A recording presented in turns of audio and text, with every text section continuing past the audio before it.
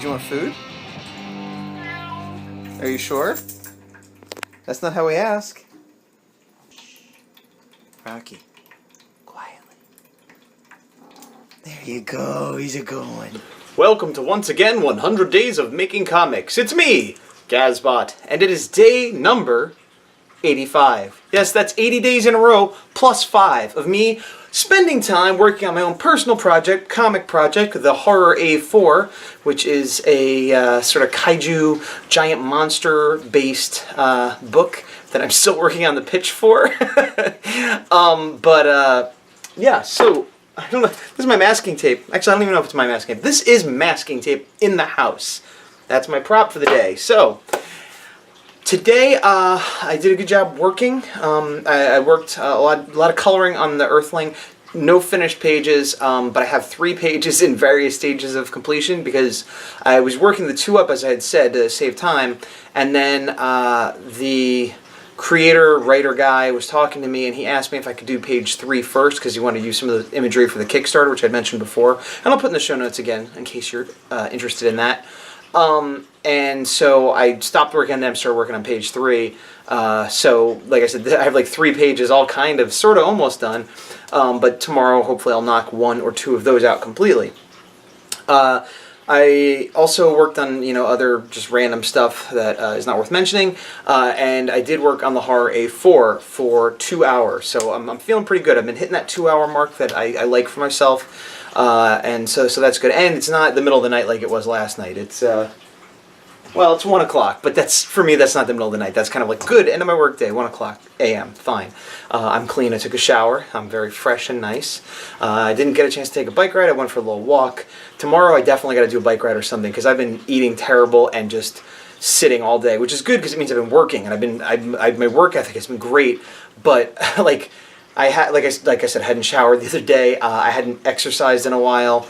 I didn't spend a lot of time with Q yesterday or today, and also like just other stuff. I mean, I'm returning work emails, but then other emails of like, oh, there's a show I'm going to be doing that asked me for a bio and a picture, well, that's 4 months away, I'll get back to that. But it's been like a week, I should really get back to him, but it's just like, I've got to keep drawing, which is good and bad, this goes back to my whole multitasking thing of like, I don't want to stop and do emails, I don't want to stop and write a bio, I don't want to stop and do all these other little life things that need to be done. I also caught up on a little bit of housework today, which I'm falling way behind on a lot of stuff, so I kind of just did the, like, oh, there are no dishes left in the house, I better do dishes kind of stuff, But with the Horror A4, I did work for 2 hours. I finished the roughs for the page 12 I was working on. It was only 1 panel, which I thought I was going to knock out real quick because it was mainly a close-up of Boots' face, not realizing that I'd have to work on perspective for the train and that I hadn't really designed the train either. So I did a process for that sped up, which I'll go ahead and throw up. Yeah, no, yeah, there. There! Begin narration. This is page 12 of the Horror A4. So that was me consulting the script and the bubbles and trying to remember what was going on as far as the acting I needed to do and the action, because these thumbnails were a little rough on the bottom. And this was Boots getting out of the transport tube. And as I said, I thought this was going to be a pretty quick panel, and I kind of got Boots nailed pretty quick there, at least good enough for the rough. And I was like, oh yeah, and then I got to kind of put a little bit of background of the tube, and then I'm like, oh, I kind of got to do perspective, and then I'm like, what did I have the tube looking like again? Because again, I never really designed it, so I pulled in this page from before, and that was the only time I had drawn it, and it wasn't super detailed. It's basically just a tube with some, circle windows are the only defining features. So in addition to having this to be in perspective, just for the sake of being accurate, I wanted to do a little bit more work on the design of what the train car should look like, so that when I get to the inks, I'll have a little less work to have to worry about. But it's weird because if I was doing like boxes in perspective, it would have been easier because I just did like a quick 1-point perspective, there. But I want it to be round, but that's really hard to do in perspective, as you can tell by my windows that are like sort of not correct. But I made it work, and then I was just checking perspective to see that Boots would make sense since I drew her before I put it in perspective, and she more or less makes sense. And then this is me filling in the people in the background, and for the most part it's just a bunch of people in seats and it doesn't need to really matter, but that one figure there leaning forward is the guy that she was sitting next to the whole time, so I had to make sure his head was visible, poking out past the other guy that was sitting closer to the door, and then I just populated the rest of the train car and made it, look like it had an inside. That was probably the easiest part of the whole thing. Well, no, Boots was the easiest part of the whole thing. Yeah. And then I lowered the opacity, put Boots in, a little bit of shading to pop her out. I thought maybe it was lighter in the car and it was like darker outside.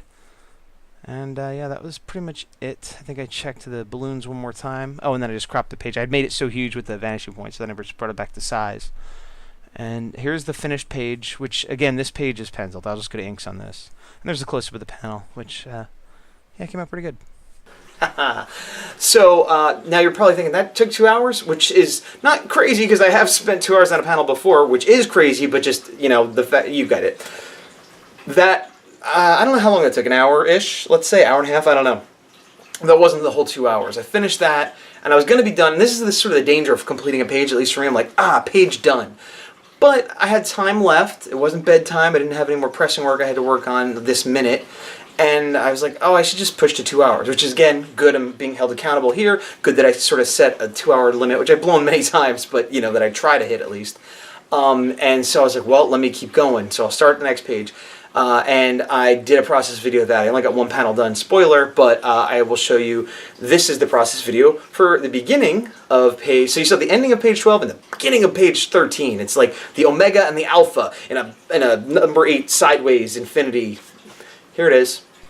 And now we begin. This is page 13, which I haven't worked on yet. And it's funny because I was saying before how I don't even remember what is in these thumbnails when I do different, processes, timelines. Because I did these thumbnails now weeks ago. And I don't look at them in between. I just grab the next one and start going. Almost like, again, some other artist was handing it off to me. When I saw this page, I was like, oh, right. This is going to be hard because this is the dive bar, which I've never really designed. And the first panel is like a perspective, establishing shot of a corner and a bar that I never really designed, and I wasn't feeling up to doing it because I'd already been working for an hour or whatever on my project, plus the rest of the work I did all day. But I was like, well, I have to work. So I laid out the panels, and then I started putting in the balloons. And again, this is that kind of grunt work where I talked about, where it's like, well, this needs to be done. I could get it done. I don't have to be feeling creative or super motivated to just kind of get this stuff done. And it eats up time, but it also is time I put in. And then I was having trouble with the balloons in this panel because I need the character on the right to speak first, and the balloons weren't really working out, and it was kind of frustrating me. And then I said, hey, look, the bottom right panel's easy. It's just 3 of the kids yelling from a booth. I hadn't drawn them before except for in the design lineup I did, so I had to reference that to make sure they were on model. This, again, a recurring theme of doing the easiest panel on the page first, which is often advised against, but more and more I find that it works. I wanted to be done in terms of the last page. I felt like a sense of accomplishment, and it was getting later, and I was like, I could just be done. But I pushed myself because of the video and because of trying to get this work ethic going to do the full 2 hours.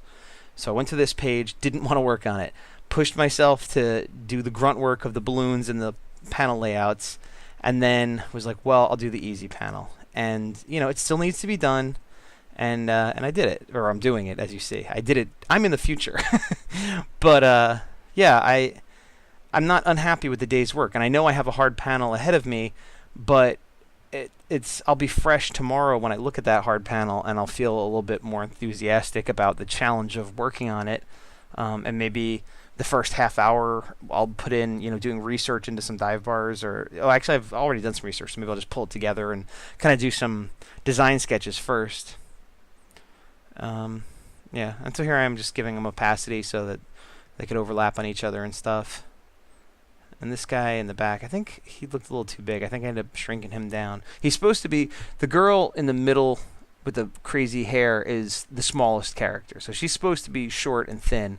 But this guy was looking a little bit too big, and I think, yeah, I'm kind of in the process of shrinking him down. I also wanted to not have his hand going all the way into the panel above him or cut it off awkwardly at the wrist. And there's the table, and I think I just hit the microphone, and I apologize for that. Yeah. Oh, and then I tilted them both in a little bit. I thought, they wouldn't be so perfectly lined up next to each other. They got their arms on the table. And the bar, again, I haven't designed the outside or the inside, but I kind of did all these thumbnails with like a rough idea of what's in it in my mind, like the layout, so that helped a little bit. And I decided, yeah, this booth probably would have a lot more stuff laying around if they've been sitting there for a while. And this background stuff is all just stuff I made up. Like, oh, here's a beam, and I just kind of thought of clubs and bars I've been in, especially the less fancy ones. There's always like posters and papers all over, and most of that's going to be covered up by the characters, but you know, I need to know it's there for other shots anyway. And then I replaced the table I had just previously drawn that was a oval with this one that's populated with, you know, actual food and drinks and things. Excuse me.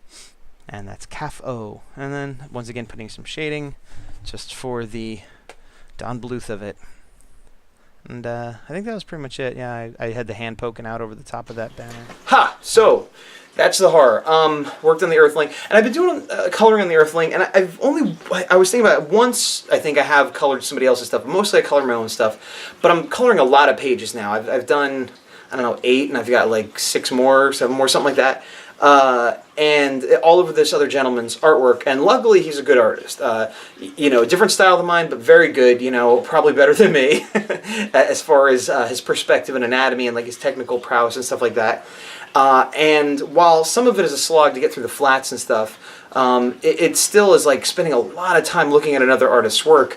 And it does have a sort of benefit of I'm noticing things that he does and why he might do them. And nothing that I could clearly articulate here, but, you know, I just like, oh, well, he kind of drew a hand like that. I wonder, oh, and when he drew the buildings, he put the detail in, but he kind of skipped these 3 lines, and that made it look, you know, further in the distance. And then, oh, he didn't actually have to draw the whole tree. You know, just little shortcuts that, like, on the surface look like finished, that when I'm staring at it for hours and hours and hours, I start to notice these little things. Not that I'm going to try to start drawing like this gentleman, but, you know, it's always good to study other art, especially if it's better than yours or better than yours in some aspects. You know, you could, even art that's worse than yours, you can sometimes learn from certain aspects. You know, someone that's terrible at comic art but does really good cars or something, you know, you never know. But anyway, I've been consoling myself with, though I'm putting a lot of time into this project that isn't my own, A, I'm getting paid, you know, so, but B, that, you know, maybe it's helping enrich my vocabulary as an artist as well. I'm going to go ahead, I have a little note sheet. Nope. No, I don't. So here's the thing. The other day, Q was hanging out with 2 of her friends who are female, who I'm also friends with. We all know each other and our respective husbands and or boyfriends, whatever. And the 3 of them started talking about who would make the best woman out of their men.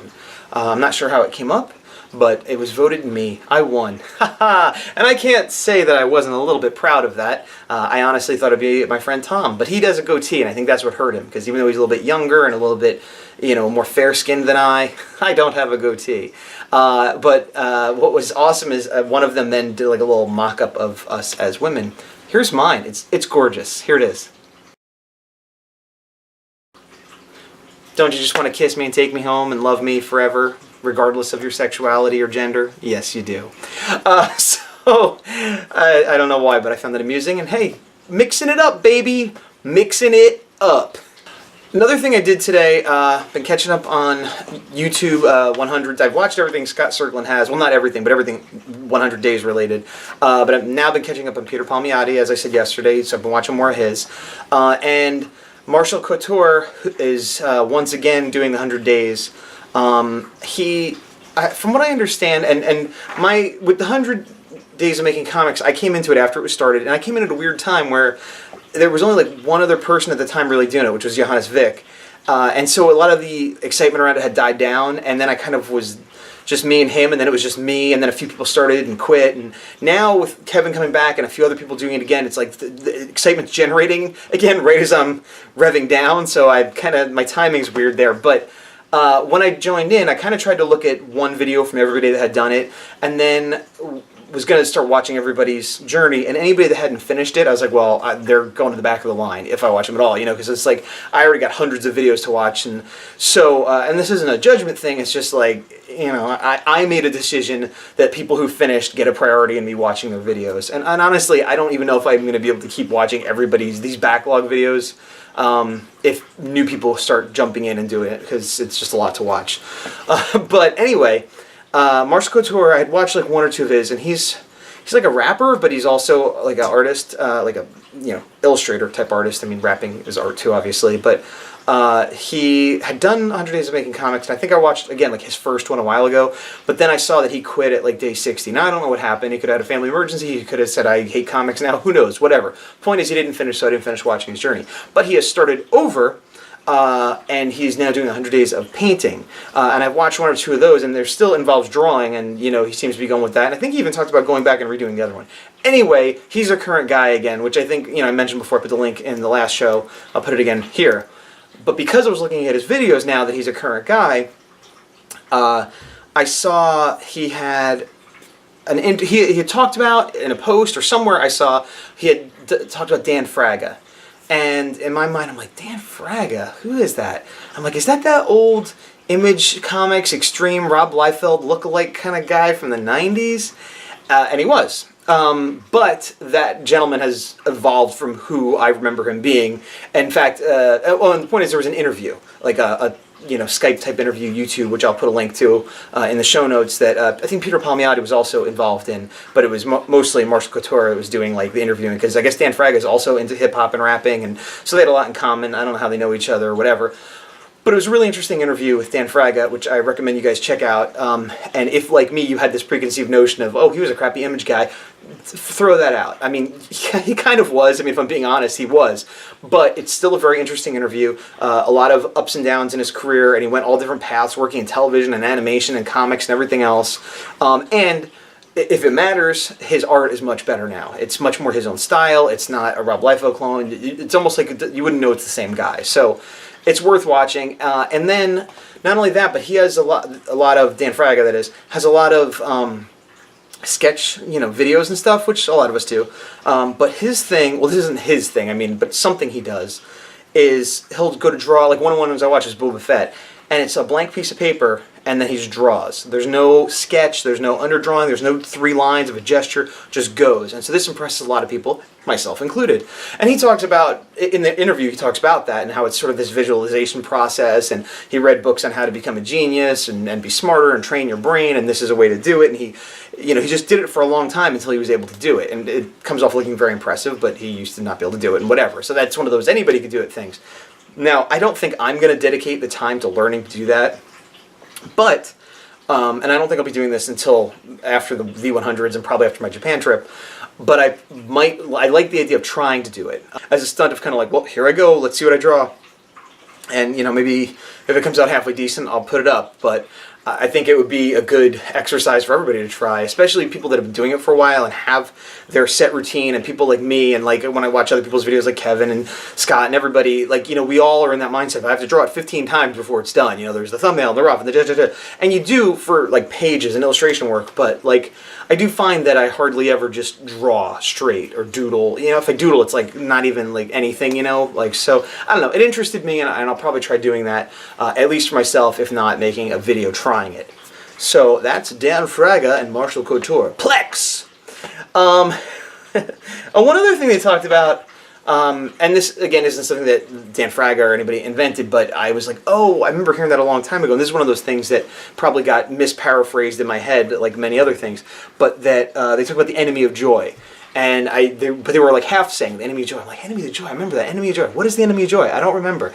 And apparently comparison is the answer. Comparison is the enemy of joy, according to, many wise scholars, and I think there's probably somebody who originated the quote, and I now forget who that is. But I see where they're coming from, because I do and I don't. I mean, I see where they're coming from in that I've certainly looked at people's art and been like, what's the point? I should just go sell bread.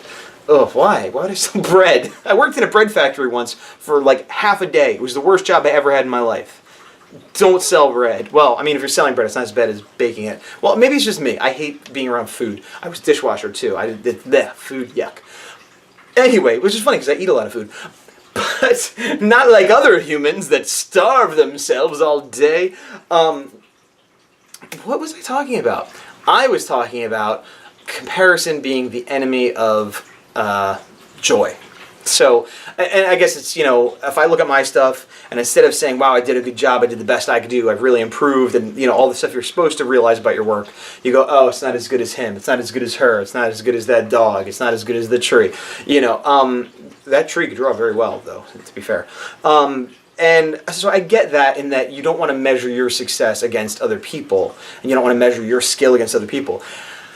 And in a broad sense, that's true, and you don't want to hang your heart and your emotion and everything you have on it. But at the same time, if you want to make a living, if you want to be professional, you do have to kind of look around and see what other people are doing, and see, well, why are they getting work and I'm not, or what makes their stuff professional level, and not in a petty way, not in an emotional way, not in a tear them down kind of way, but in a like, oh, well, like a very basic example is like, and I think this is something that most comic artists, aspiring comic artists do. It's funny because I never went through this phase, but I feel like almost every other comic artist does. Hey, I got my samples together. Let me show them, and it's all pinups and covers and not like sequential pages.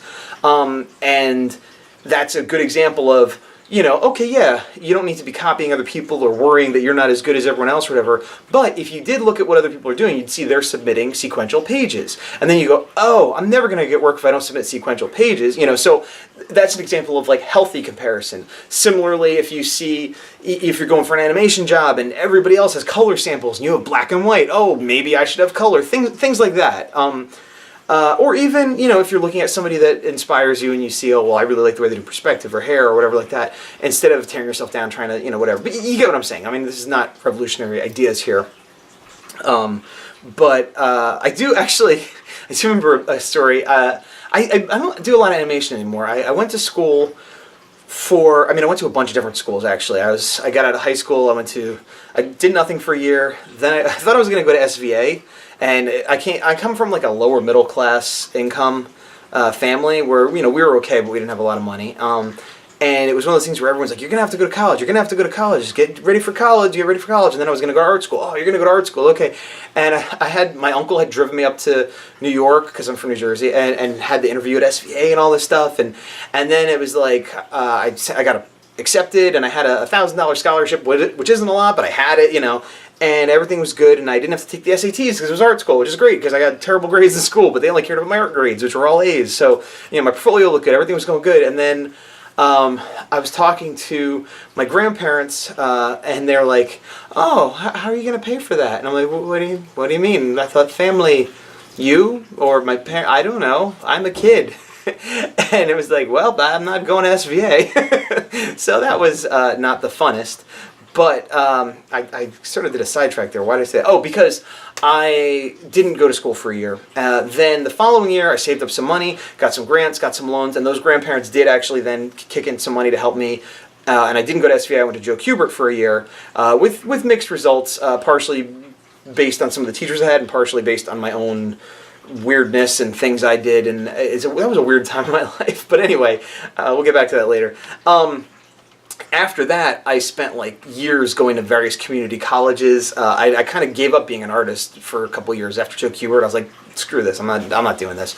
And I drew a little bit, but I wasn't like, I'm going to do comics, I'm going to be an artist. Like that school experience kind of killed it out of me. And I'm not blaming the school. It was just like, again, it's just whatever was going on there. There was a lot of comparison to other artists there where like they're way better than me, but there's a lot of artists that were way worse than me. So it was like, I was in the middle, maybe towards the bottom of the middle, like kind of like my class economically growing up.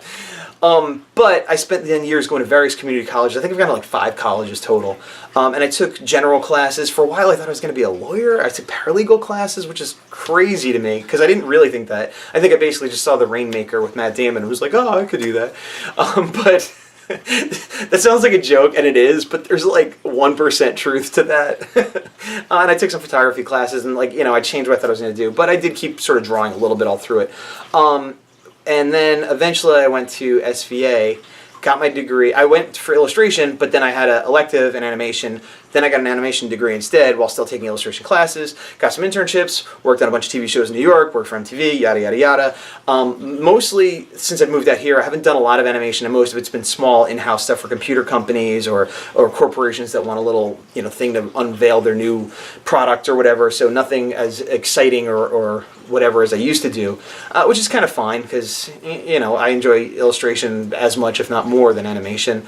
But I remember when I was an intern, and then I got hired at Noggin. I was working on Pinky Dinky Doo, which was Jim Jenkins' show at the time. He's the guy who created Doug. Nice guy, by the way. And The Incredibles came out, the Pixar movie. And somebody there, I'm guessing Jim, but if not him, then one of the other head muckety-mucks said, hey, today everybody's getting off 2 hours early. We're going to pay for everyone to go see The Incredibles because it's animation, it's great, it's family friendly, you know, you're all animated, it'll help. It's like, you know, just a morale building thing, which is awesome. And I'd never had a job that did anything like that because I mostly worked retail and things like that. So it's like, this is great. So we went on this big, you know, work field trip, and the movie was amazing, and it blew me away. I was like, this is one of the best things I've ever seen. I had already seen Pixar movies, but I was a big superhero guy, especially at that time. And I'm like, it's like everything. This is like the movie I would have made, you know, in 10 years if my career continued the way I thought it would have at that time. But instead of filling me with joy, I looked at it and I was just despaired. I was like, I'll never be able to do this. I can't. No, I won't. Not only will I not be Brad Bird making this movie, I won't be a head designer or a head storyboarder. I'd be lucky to be like some guy just doing textures on the background and the unimportant scenes. Nothing I do will ever be this good. And I still believe that, but it doesn't depress me like it used to. And I acknowledge that there's a small chance that someday that could be me, but like, you know, I don't care if it's not. I can't live that way, you know. But it really bummed me out, and it really took a lot of the wind out of my sails. A little bit as an artist in general, but mostly as an animator. Of like, maybe this isn't what I should be doing. Like, you know, but I still did a lot of animation work for the next few years, so clearly I was able to get over it. Funny side story. When I go to the movies, I don't like people talking during the movies or when TV shows are on. If TV's on in the background, but if like we're all going to sit down and watch Lost or whatever the thing is, and then people are like, blah, blah, blah. I'm like, shut up, you know, like, are you here to watch the show? But even more so when I go to a theater, I'm definitely a guy that'll tell you to shut up and then to hope we don't get into a fight because I'm not much of a fighter. I have a big mouth. My fists are small. They're really not small, but they're delicate because they're art fists. Art fists! They have like paint and then, you know, eraser marks. Why paint? Whatever. Not the most effective tools. I could have like quill pens or like Wolverine, art fist. That'd be much better. But clearly, again, my fists are not good for fighting. So anyway, forgetting about all the other times I've yelled at people and almost got into fights at movie theaters for telling them to shut up. Just to be clear, I'm not a complete maniac. I am a maniac, but if you talk a little bit, I'll ignore it. It's when you keep talking and, you know, you're talking to your friend about stuff that isn't about the movie and you're being, that's like 2, 3, 4. I sit there letting my adrenaline build. Then after like 10 minutes, I'm like, shut up! You know, like you definitely get a countdown. I'm not going to jump on you for saying, hey, do you want popcorn? So anyway, I'm in The Incredibles. I'm feeling like this movie is amazing. I love it. I hate myself. I'm a terrible artist. And a guy sitting next to me who, I think at this time I had been hired and he was an intern. And I had previously been an intern. So I sort of kind of knew him. And he went to SVA, so I think he was in one of my classes, but I didn't really know him. Watching The Incredibles. Somewhere in the middle of the movie, he gets a phone call. That happens, you know. He forgot to turn his ringer off. So I kind of give him the old, hey, you know, stink eye, and I'm sitting right next to him. And then, and at the time, I'd never seen this happen before. I've seen it happen since, but I'd never seen this happen. He goes, and it was a flip phone, you know, hey, what's up? He picked up his phone in the movie theater in the middle of the movie, sitting next to a bunch of people. To me, this was like, it's like he might as well pull his penis out and just, hey, you know, like I couldn't believe this is happening. And he didn't look around and try to hide it, and he didn't say, oh, sorry, you know, and he didn't, when he got on the phone, he wasn't like, oh, sorry, I can't talk right now. Is it an emergency? Not even something like that. She's like, hey, what's up? Oh, yeah. And I want to defend this behavior, but I kind of can't. I sort of smacked him, and I feel bad about it, and I did apologize even that day, but like, here, this is him, right? And we're watching the movie, and he's like,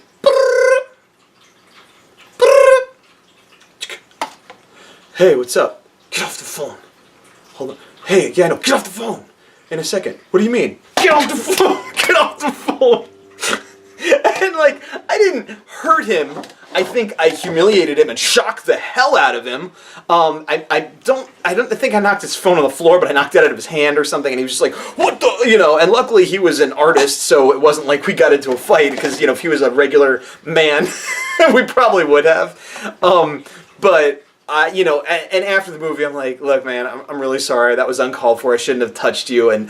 But that was just the rudest thing I've ever seen. And this movie was amazing. And I was in a weird emotional place, and that made me nuts. But I am sorry I hit you, and I apologize. I shouldn't have touched you. And he forgave me. But I was still, I couldn't. I'm one of those people I can't just leave it there. I'm like, you know, I am really sorry. I was in the wrong. I shouldn't have done that. Okay, that's fine. I accept your apology. Okay, but don't ever pick up your phone in the movie theater again. And I think he was just like, whatever, creep. You know, so anyway, comparison is the enemy of joy, was where that came from. So I think that's going to be it for today. I think I've discussed everything I'd like to. I'm looking down, I have my notes over here. And, you know, as I'm coming, you know, this is day 85, so we're getting closer and closer to the end. And it's sort of exciting, but also a relief, but also a little sad. But I really wanted to be further along than I am. And I feel like everybody that does the 100 says this. And I guess I felt like by putting in the extra juice and the extra hours, the extra effort, I'd really get there. And I have been putting in the extra effort, and it has been moving well. But it's not as well as I'd like. Not as well as I'd like. No, like twice as enough, twice enough. And I came to this realization yesterday when I was getting into the shower. So there you go. After I made that video, I took a shower that night, so I was fresh. And I was getting, the funny thing was I was trying to think of how many days we had left after I had already made the video and had a big 16 days left. And I'm like, how many days do we have left? Well, we're on day 84. And I started counting, 85, 86, and I'm like, oh no, it's 16 days, idiot. So I was like, 16 days left, cool.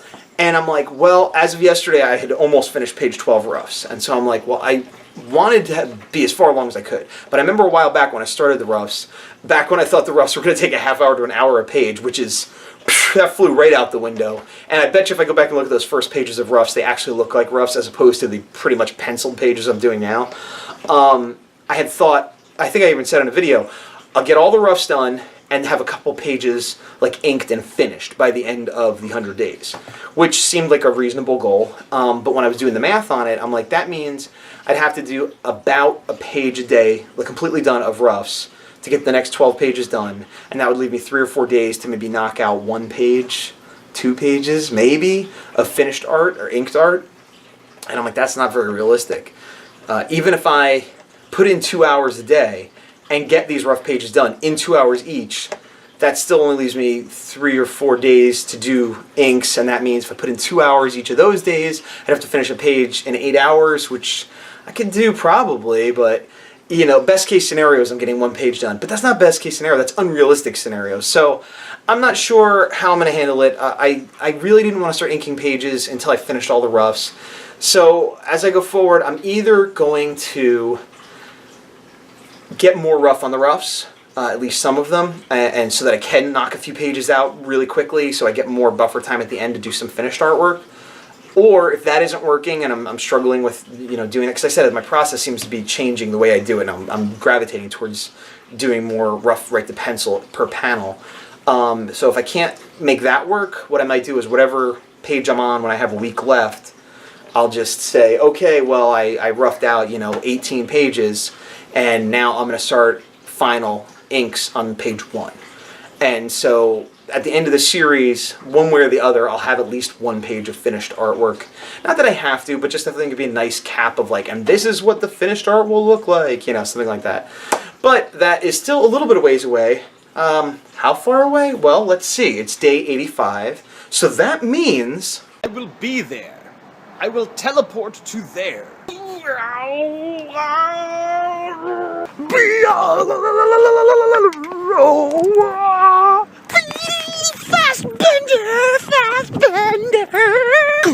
Pizzazz the chow! I've done it! Teleportation is possible, and there are only 16 days left. No, there are only 15 days left.